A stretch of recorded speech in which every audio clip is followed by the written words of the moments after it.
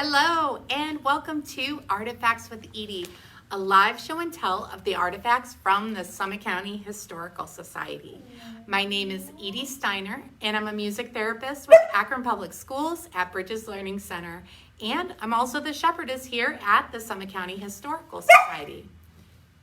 Once again, we are broadcasting live from the carriage house at the Summit County Historical Society, and we're getting ready for our big Akron and Summit County history test. A special hello this morning to Buff Darkow and Leanne Neff-Hebner. She's the president and CEO of the Summit County Historical Society. And these folks have been writing scripts and curating artifacts who continue to make me look virtually organized. And they are historically amazing people. Go ahead and let Owen come over. Come on, Owen. There's still time to participate in Are You Smarter Than a Border Collie? So go ahead and place your browser on kahoot.it, and you're going to use the code 03736146. If there's a little bit of lag in the video, just hold tight. I do have two codes going today, so you can play on either code. There's really no difference in the two codes that you're seeing. It's usually easiest for you to watch on one device and play on the other, but you can also join me in a Google Meet so you can see my computer in real time. And that code is posted on our Facebook page, so you could click the link directly. However, you can also join me at meet.google.com, and you're going to use the code in lowercase letters TBF-PMGN-UMB, and that's in lowercase letters. So you could directly join me on that Google Meet, or you can use the link in the comments. While you set up your devices, let's check in and see who your opponents are today.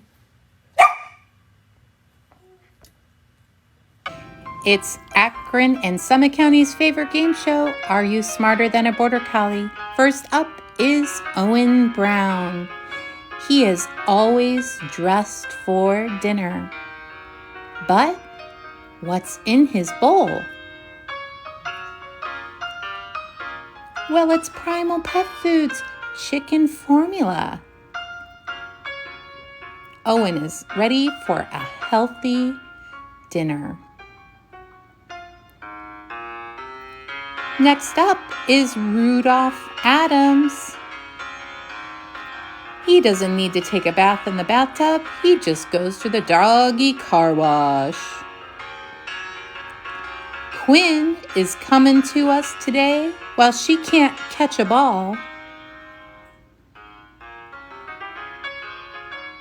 She can always catch a good time. And finally, Luke Grasswalker, lounging by the fire. And finally, Lincoln. Can a dog get some privacy around here? Let's get ready to play Are You Smarter Than a Border Collie?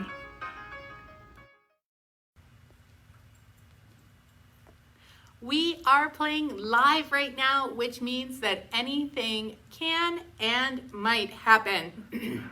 The code that you see on Facebook today is an anytime play code, so you could try to beat your highest score all day long. Today, the boys will be enjoying Primal Pet Foods pork freeze-dried formula, which is a complete diet for dogs and for cats during today's game.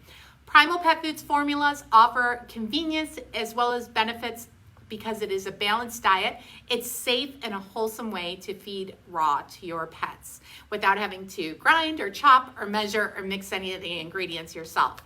The ingredients are sustainably sourced and carefully formulated here in the United States. Because I know that the boys love the Primal Pet Foods freeze-dried pork formula, I know they'll be excited to play along with us today. And the proof will be in watching them lick the cards clean today. So if you want to teach your dog or cat how to play along with Kahoot, there's a video on the Summit County Historical Society's webpage, and it looks like the boys are getting ready to go. So we're going to switch over to the computer screen here. and get ready to play. Are you smarter than a border collie? The answers only appear in the live feed. Actually, today they're not going, it's going to just appear because they are playing on a different code. So there is a possibility of lag, and just because the walls are thick here at the Summit County Historical Society, and today there are 8 questions on your test. So fellow historians, let's get ready to play. Are you smarter than a border collie? So Ms. Leanne, I'll need you to activate your device. There we go. And that means that the dogs are ready to play. So here we go with question 1. This is in 3, 2, and 1. The first one is a poll. What was your favorite artifact this week? Was it the clock? Was it the oven in yellow? Was it the hair receiver in green, or was it blue, Owen? So let's go ahead and call the border collies. Come on, boys. Owen says his favorite was the oven, and then he picked the clock, and then he picked himself. All right, it looks like, though, that on our other play table that the dogs have chosen the yellow. Question 2. What are 2 things you would need to light up the Perkins parlor before the glass chandelier was invented? Was it red, crystals, blue, matches, yellow, candles, or green, electricity? Let's let the boys come on over to play. What 2 things would you need? Owen picked yellow and red. Oh, it looks like Owen got one of the answers correct. You would need candles and you would need matches to light up the Perkins gas chandelier, and you would have to be very, very patient and careful since carbon monoxide and fire were real dangers during that time. Let's keep moving along. Let's check in and see how Owen and Rudy are doing today. Looks like Rudy's snoozing on the game today. Question 3. What was the first thing built on Mutton Hill? Was it the red Perkins Stone Mansion, the blue the well, yellow the barn, or green the outhouse privy? What was the first thing built on Mutton Hill? Let's go ahead and call the boys over. Come on, boys. Looks like Owen went for green first. And the correct answer, though, is actually the well. The well was the first thing built on the property because it's important to have water when you have a home. That's the way they could do their laundry. They had a way that they could cook and that they could drink. And I was told by Leanne, who is the president and CEO of the Historical Society, that the well is likely as deep as the house is tall. So that is pretty amazing. All right, we're getting ready for the next question. Owen and Rudy don't have anything on the board today. Hey, Rudy, get up, Rudy, get ready to play. Get ready for the game. All right, next question. What is this wreath made from? Is it red, fine lace, blue, wool, yellow, corn husks, or green, human hair? What is this wreath made from? All right, let's let the boys go ahead and answer. First at the box is Owen Brown, but Rudy went in and he went ahead and selected another one. All right, it looks like the boys answered corn husks. Oh, goodness. Then the correct answer, though, is human hair. During Victorian times, they often used hair inside of pillows, in pin cushions. They also used human hair to create different hair jewelry and also these really amazing and intricate human hair wreaths. All right, the boys can't seem to make it on the playboard today. They've got 0 points on the board, but I wonder how you're doing in our other version of the game that's letting you see all the answers on the bottom of your screen. So let's get ready for our next question. A story names a couple of John Brown's sons as the culprits of what prank? Is it red, tipping over the privy, Blue, putting itching powder on the privy seat. Yellow, nailing the door of the privy shut.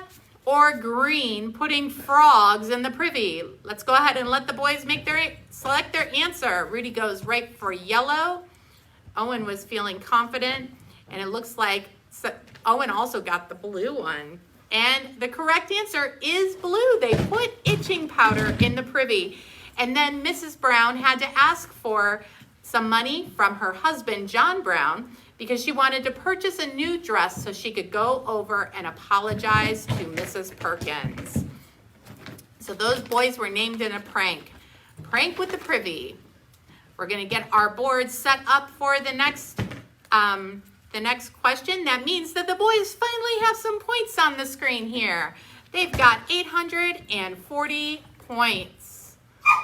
We're moving on to our next question. The next question is, in Victorian times, a rat was red, a rat, blue, a musical group, yellow, a method for cooking, or green, a ball of hair used in hairstyles. Let's let the dogs go ahead and choose their answer. Rudy is confidently going for blue, and then yellow, and then red and green. Oh, Rudy, he's just licking that board clean. Very precisely selecting his answers one by one. Actually, a rat during Victorian times was a ball of hair that was used in hairstyles. We're going to show you a quick picture of what that hair rat looked like. The ladies used these to make their hairstyles much bigger, and they collected their hair in porcelain containers so that they could make these elaborate pieces that would give volume and beauty to the styles that they created during Victorian times. So a hair rat is not a musical group, Rudy, and definitely not a cooking method. All right, moving on to our next question. True or false? Men and women use chamber pots at night. True or false? All right, boys, come make an answer. Owen says confidently, selecting red. We'll give you a few more seconds at home to answer two. Men and women use chamber pots at night. Was that true or false? If you selected false, you are correct. Only women use chamber pots at night. The men had to brave the elements and brave the woodland creatures such as raccoons and skunks and all kinds of animals in order to get out to the privy at night. So only Victorian women would be using the privy at night. Okay, this is our final question. What kind of clock is this? Is this a red wag on the wall? Is it blue, an atomic clock, yellow, a digital clock, or green, a rock around the clock? What kind of clock is this? A red wag on the wall? Go ahead and let the dogs select their answer. Oh, they timed out. Oh, goodness. Well, if you selected red, a wag on the wall, you selected correctly. It is a wag on the wall. All right, well, it looks like the boys who were playing against themselves, because we had that real-time scoring game that we were allowing you to play today. The boys had a score of 1,774 points, and we're going to see if you can't beat their score throughout the day. So, congratulations to our winners today. Unfortunately, I can't see on my computer screen who our winners were today, but I'm going to go ahead and I'll open my computer back up here and check in to find out who those winners were. I know that we had people playing on several different games, and congratulations to our winners because you are smarter than a Border Collie right now. I could check out some of my reports here to be able to tell a little bit more information about our final Are You Smarter Than a Border Collie? So let's go ahead and look at our reports here and find out who has hit the podium today. And unfortunately, I'm because I'm live, I'm just not seeing the things I need to see. So you are definitely smarter than a border collie though. So let's keep going. Next week, I want to remind you that we start our historically fun summer programming here at the Summit County Historical Society, which means that Artifacts with Edie will take place on Fridays only at 11:30. So we will be live at another historic location here in Akron or Summit County, and I wonder if you could guess where our next field trip will be. Have a wonderful week, everyone. Know that you are loved. Thank you for spending your time with us each and every day. We've had a lot of fun curating these 30 episodes for you, and thank you for joining us for Artifacts with Edie, where I show and tell the artifacts from the Summit County Historical Society, where history is always within reach. Thank you for joining us.